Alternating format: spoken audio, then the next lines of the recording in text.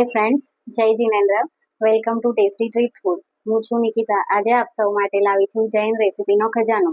તો આજે આપણે અહીંયા બનાવવાના છે જૈન ચીલી ચીઝ મકિન્સ. તો ચલો હવે આપણે સ્ટાર્ટ કરીએ. ચલો હવે આપણે ઇન્ગ્રેડિયન્ટ્સ જોઈ લઈએ. બાફેલા કેળા છે, જેને મેં ગ્રેટ કરી લીધા છે.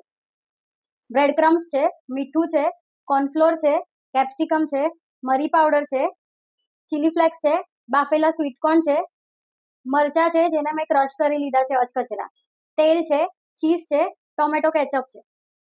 જૈન ચીલી ચીઝ મકીન બનાવવાના છે. તો હવે આપણે એનું પહેલા આઉટર લેયર બનાવી લઈએ, બહારનું લેયર. તો એના માટે મેં બાફેલા કેળા લીધા છે. તો આપણે આમાં બીજા બાઉલમાં ટ્રાન્સફર કરી લઈએ. મેં 3 વિસલ વગાડીને બાફ્યા હતા અને પછી એને ઠંડા કરી છાલ કાઢીને ગ્રેટ કરી લીધા છે. તો હવે આપણે આમાં ઇન્ગ્રેડિયન્ટ્સ એડ કરી દઈએ. 1 ટીસ્પૂન મીઠું છે, 2 ટેબલસ્પૂન કોર્નસ્ટાર્ચ છે. કોર્નસ્ટાર્ચ બી કહી શકો છો અને કોર્નફ્લાવર બી કહી શકો છો. હાફ ટીસ્પૂન ગ્રીન ચીલી છે, જેને મેં અચકચરા ગ્રાઇન્ડ કરી લીધા છે. હવે આપણે આ બધું મિક્સ કરી લઈએ અને એક ડો જેવું બનાવીએ. આપણે આમાં પાણી કે કંઈ એડ નથી કરવાનું. હવે આપણે આ ડો ફોર્મમાં આવી ગયું છે. જેવી રીતના આપણે લોટ બાંધીએ એવી રીતના જ બાંધવાનું છે. તમે જોઈ શકો છો બધું મિક્સ થઈ ગયું છે. હવે આપણે આમાં 1 ટેબલસ્પૂન જેવું તેલ એડ કરશું અને પ્રોપર રીતના મિક્સ કરી લઈશું, એટલે બધું હાથમાં સ્ટીક ન થાય.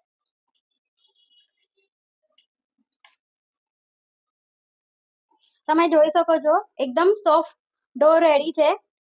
તો હવે આપણે એને 5 to 10 મિનિટ્સનો રેસ્ટ આપશું. ત્યાં સુધી આપણે હવે આનું સ્ટફિંગ બનાવી લઈએ. હવે આપણે સ્ટફિંગ રેડી કરી દઈએ. એના માટે 1 બાઉલ બાફેલા સ્વીટ કોર્ન છે, 1 બાઉલ ચોપ કરેલા કેપ્સિકમ છે, હાફ ટીસ્પૂન ગ્રીન ચીલી છે, જેને મેં મિક્સરમાં ગ્રાઇન્ડ કરી લીધા છે, half table spoon chilli flakes છે, હાફ ટેબલ સ્પૂન મરી પાવડર છે. હવે આપણે આમાં ચીઝ ગ્રેટ કરી દઈએ. મેં અત્યારે અહીંયા ગ્રેટ કરવા માટે નાની ક્યુબ છે, એટલે 11 ક્યુબ લીધી છે.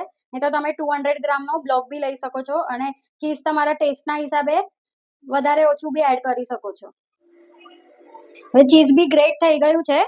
સોલ્ટ આપણે ટેસ્ટ પ્રમાણે ખાલી વેજીટેબલના, તો અહીંયા મેં હાફ ટેબલ સ્પૂનથી બી ઓછું મીઠું લીધું છે. હવે આપણે બધું મિક્સ કરી લઈએ.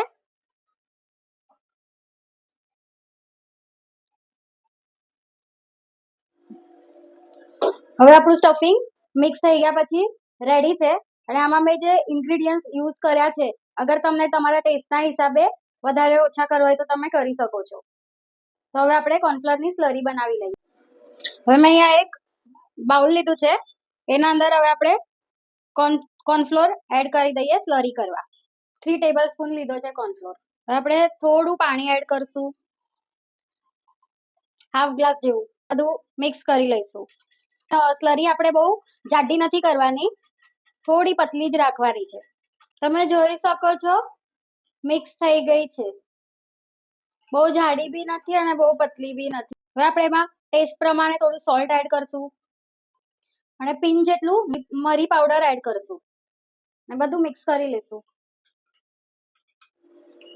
હવે આપણું સ્ટફિંગ રેડી છે. તો હવે આપણે આના બોલ્સ બનાવી દઈએ. પેલા મેં થોડો તેલવાળો હાથ કર્યો છે, જેથી આ કેળાનું પૂરણ આપણા હાથમાં સ્ટીક નહીં થાય. એકદમ નાનો બોલ લેવાનો છે, એને આપણે આમ થોડું પ્રેસ કરીને આવી રીતના કરી દઈએ વાટકી જેવું. હવે આપણે આમાં થોડું પૂરણ મૂકી દઈએ.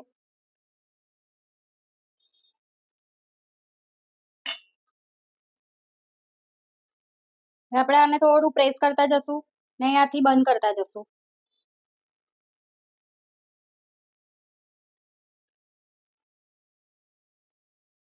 પછી આવી રીતના આપણે બોલ કરશું. પછી તમને આને જે બી શેપ આપવો હોય તમે આપી શકો છો.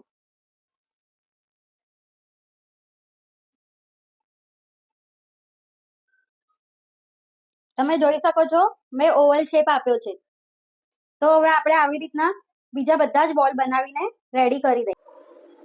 હવે આપણા મકિન્સ રેડી છે. હવે આપણે એને કોર્નફ્લોરની સ્લરીમાં ડીપ કરી દઈએ અને બ્રેડ ક્રમ્સથી કોટ કરી દઈએ. બ્રેડ ક્રમ્સ ઇઝીલી માર્કેટમાં મળી જશે. હવે આપણે ડીપ કરી દઈએ કોર્નફ્લોરની સ્લરીમાં અને બ્રેડ ક્રમ્સથી કોટ કરી દઈએ.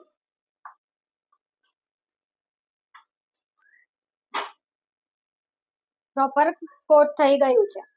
આવી રીતના જ આપણે બધા કોટ કરી લઈએ. હવે જોઈ શકો છો આપણા બધા જ મકિન્સ હવે રેડી થઈ ગયા છે ડીપ ફ્રાય કરવા માટે અને બ્રેડ ક્રમ્સ અને સ્લરીથી કોટ બી થઈ ગયા છે. અગર તમારા પાસે ટાઈમ અવેલેબલ હોય તો આને સેટ કરવા માટે 1 થી 2 કલાક માટે ફ્રીઝરમાં મૂકી શકો છો અને પછી તળવાના 15-20 મિનિટ પહેલા કાઢીને તળી શકો છો.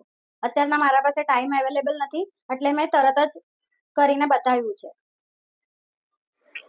હવે આપણું તેલ બી ગરમ થઈ ગયું છે. ગેસની ફ્લેમ સ્લો છે. હવે આપણે આને એક એક કરીને ડીપ ફ્રાય કરવા નાખી દઈએ. બહુ ફાસ્ટ ગેસે નથી તળવાના, મીડિયમ ગેસ પર જ તળવાના છે જેથી ક્રન્ચી થાય અને બહુ તેલમાં વધારે બી નથી નાખવાના. 2-3 કરીને જ તળવાના છે. હવે આપણે ટર્ન કરી દઈએ. મીડિયમ ફ્લેમ પર જ આપણે આને ગોલ્ડન કરી દઈશું. આપણે જોઈ લઈએ. હવે આપણા મકિન્સ ગોલ્ડન થઈ ગયા છે.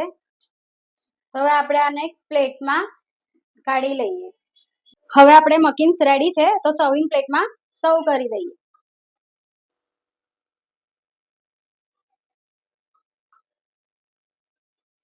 સર્વિંગ માટે કેચઅપ લેશું.